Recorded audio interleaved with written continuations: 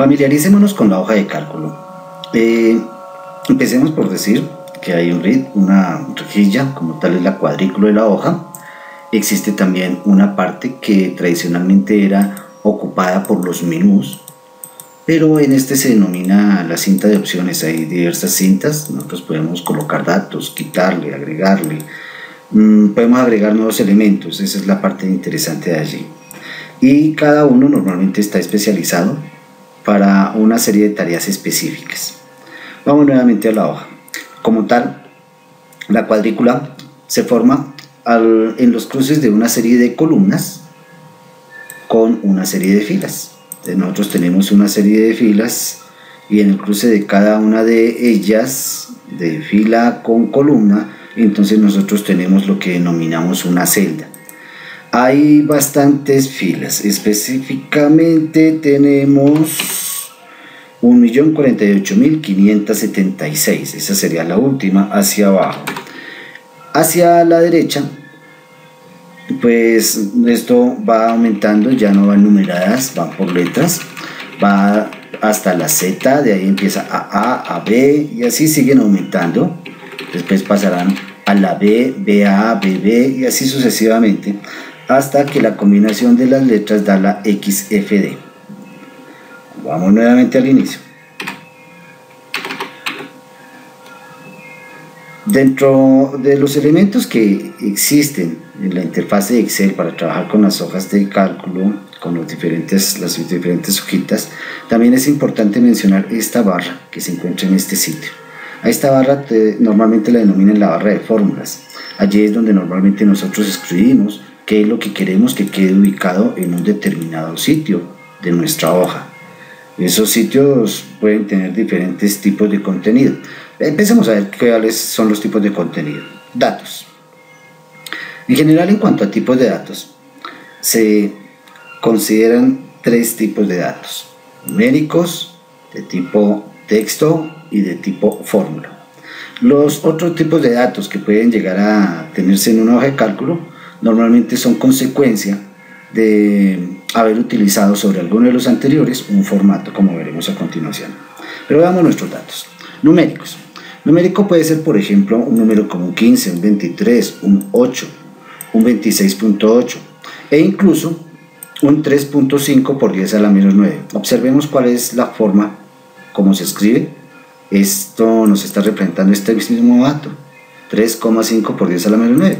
Entonces, cuando tengamos notación científica, notación exponencial, nosotros utilizamos esa E y la potencia con el signo más o menos dependiendo de lo que nosotros queramos colocar. En cuanto a datos numéricos, también creo que es justo recordar que existe un delimitador de números decimales. Ese delimitador puede variar de un equipo a otro. Acá, por ejemplo, en este momento está utilizándose la coma como separador decimal o delimitador decimal. Implica que si por algún motivo nosotros utilizamos un delimitador diferente del que está configurado en este momento como separador decimal, entonces podemos tener errores con los datos que nosotros tenemos allí. Ejemplo, si en lugar de escribir 26,8 escribimos 26.8, en ese caso el comportamiento es diferente. Este será un texto. Nótese que hay una alineación diferente entre estos dos datos y ello nos da una idea clara de cuál es la diferencia que tenemos y las posibilidades que hayan acerca de errores con los mismos. Continuemos. Tipo texto. Tipo texto son, por ejemplo, palabras o algún tipo de frase que puede contener números, pero que definitivamente tiene letras, espacios, algunos caracteres especiales que no sean considerables como números. Los números admiten incluso hasta símbolos de que sea positivo o negativo. Los textos pues realmente tienen otros elementos. Por ejemplo, observes este caso, ya lo había mencionado, este 23.11, que parece que fuera un número, pero realmente tiene un puntico. Eso hace que ya deje de ser número. Tenemos también otro elemento. Por ejemplo, en este caso hemos agregado un espacio y ese espacio hace que este número pues ya deje de ser considerado número. También observamos que al colocarlo una vez lo hemos escrito, pues se ha alineado al lado izquierdo. Eso ya nos da un indicio claro de que eso no es un número, sino que es un texto. Otro tipo de dato muy interesante es el tipo de dato fórmula. Los tipos de dato fórmula pues pueden contener diferentes cosas. Por ejemplo, pueden contener constantes. En este caso, por ejemplo, aquí estoy utilizando para el primer elemento sumar el 5 y el 9 y me da el resultado. Puede contener referencias. ¿Qué son referencias? Referencias es el contenido de una celda. Entonces, por ejemplo, en este caso está diciendo que utilice un 38, que es el resultado de sumar las celdas B8 más la B7. Entonces, en este caso estoy diciendo, utilice el contenido de la B7 y sume el contenido de la B8, y eso es lo que me coloca en este sitio. Por eso lo llamamos referencias. Puede contener funciones.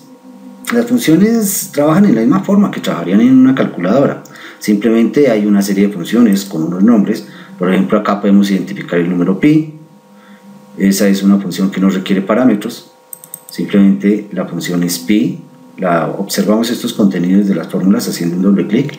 Sin embargo, también me gustaría hacer notar que de todas estas fórmulas, nosotros acá en la barra de fórmulas, nosotros podemos observar en qué es lo que estamos en un momento dado. Aquí siempre aparece el contenido. Esa es otra de las utilidades de la barra de fórmulas. Otra función es de tipo de funciones que utilizan parámetros, donde a la función se le da algún número para que sea transformado, como en este caso.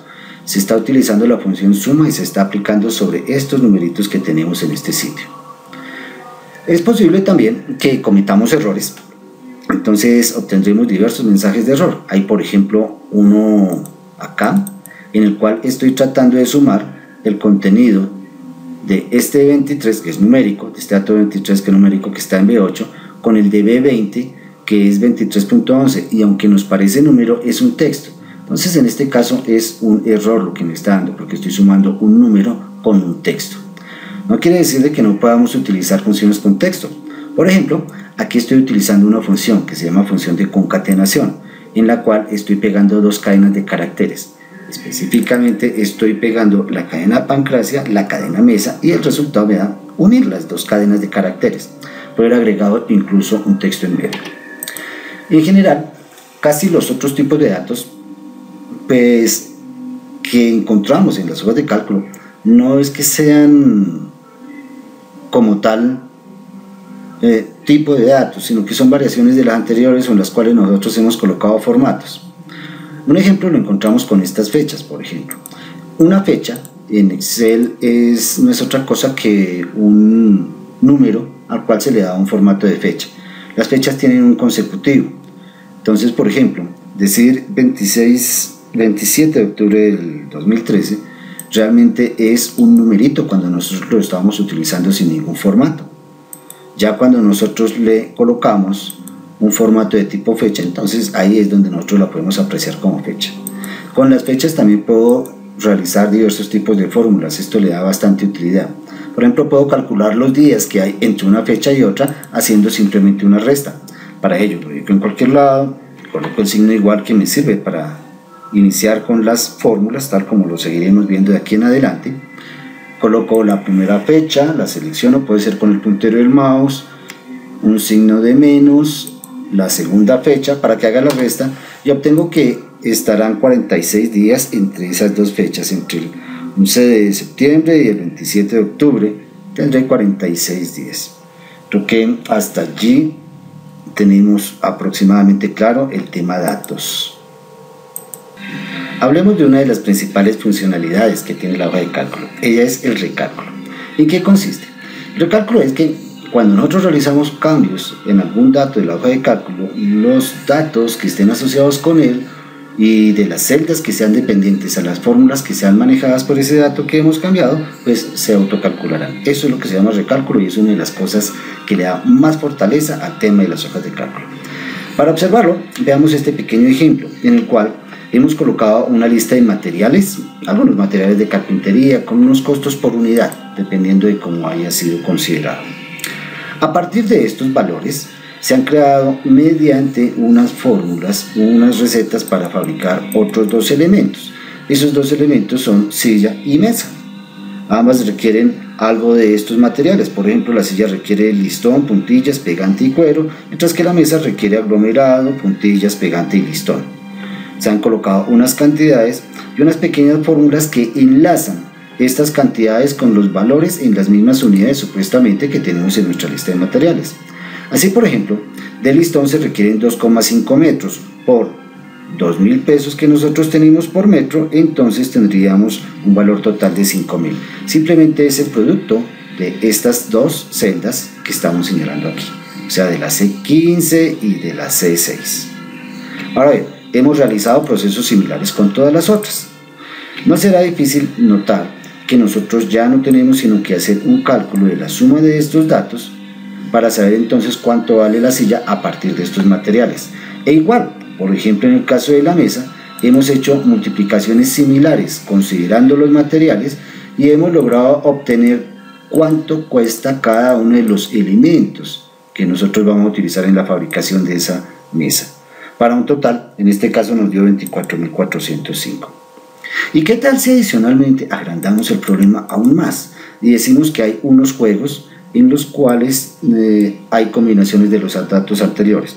Por ejemplo, un juego 1 que está compuesto por una mesa y 4 sillas, o un juego 2 que está compuesto por 2 mesas y 6 sillas. Para tal caso, entonces el valor total simplemente será el multiplicar la cantidad de mesas por el valor de mesa y el valor de sillas y la cantidad de sillas por el valor de sillas, y allí nosotros terminamos obteniendo los totales.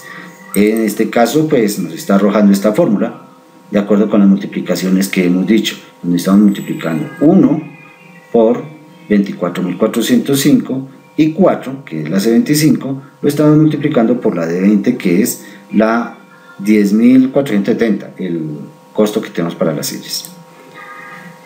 ¿Qué ocurre cuando alguno de los costos cambia? Ejemplo, supongamos que el listón ya no valiera 2.000, sino que ahora valiera 5.000. Nótese que la función de recálculo nos está calculando nuevamente todos los valores de la hoja. Eso es recálculo. Y nótese por qué razón decimos que es una de las mayores fortalezas de Excel. Creo que con eso queda claro el recálculo.